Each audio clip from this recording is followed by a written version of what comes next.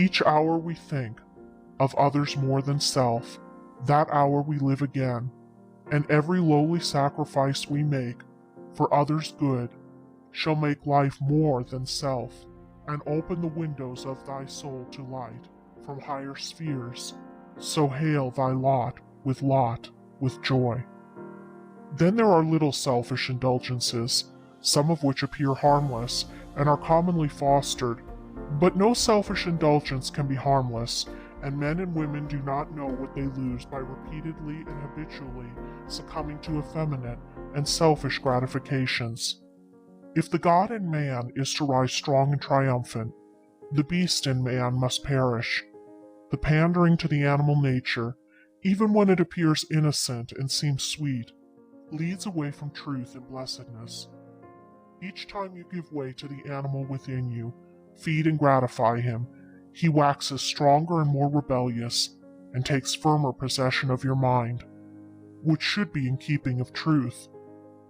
Not until a man has sacrificed some apparently trivial indulgence does he discover what strength, what joy, what poise of character and holy influence he has all along been losing by that gratification. Not until a man sacrifices his hankering for pleasure does he enter into the fullness of abiding joy. By his personal indulgences a man demeans himself, forfeits self-respect to the extent and frequency of his indulgence, and deprives himself of the exemplary influence and the power to accomplish lasting good in his work in the world. He also, by allowing himself to be led by blind desire, increases his mental blindness, and fails of the ultimate clearness of vision, that clarified percipience which pierces to the heart of things and comprehends the real and the true. Animal indulgence is alien to the perception of truth. By the sacrifice of his indulgences, man rises above confusion and doubt, and arrives at the possession of insight and surety. Sacrifice your cherished and coveted indulgence. Fix your mind on something higher, nobler, and more enduring than ephemeral pleasure. Live superior to the craving for sense excitement, and you will live neither vainly nor uncertainly. Very far-reaching in its effect upon others, the rich with the revelations of truth for him who makes it, is the sacrifice of self-assertion, the giving up of all interference with the lives, views, or religions of other people, substituting for it an understanding love and sympathy. Self-assertion, or opinionativeness, is a form of egotism or selfishness most generally found in connection with intellectualism and dialectical skill.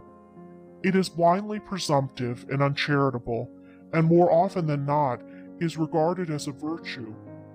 But once the mind has opened to perceive the way of gentleness and self-sacrificing love, then the ignorance, deformity, and painful nature of self-assertion become apparent.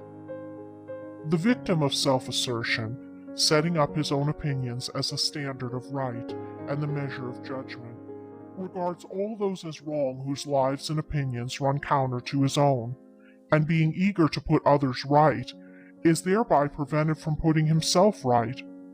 His attitude of mind brings about him opposition and contradiction from people who are anxious to put him right, and this wounds his vanity and makes him miserable, so that he lives in an almost constant fever of unhappy, resentful, and uncharitable thoughts.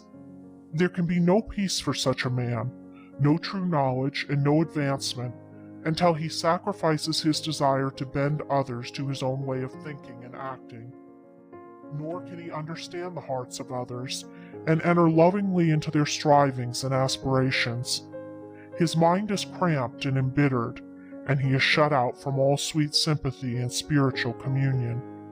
He who sacrifices the spirit of self-assertion, who in his daily contact with others put aside his prejudices and opinions, and strives both to learn from others and to understand them as they are, who allows to others perfect liberty, such as he exercises himself, to choose their own opinions, their own way of life, such a man will acquire a deeper insight, a broader charity, and a richer bliss than he has hitherto experienced, and will strike a byway of blessedness from which he is formerly shut out.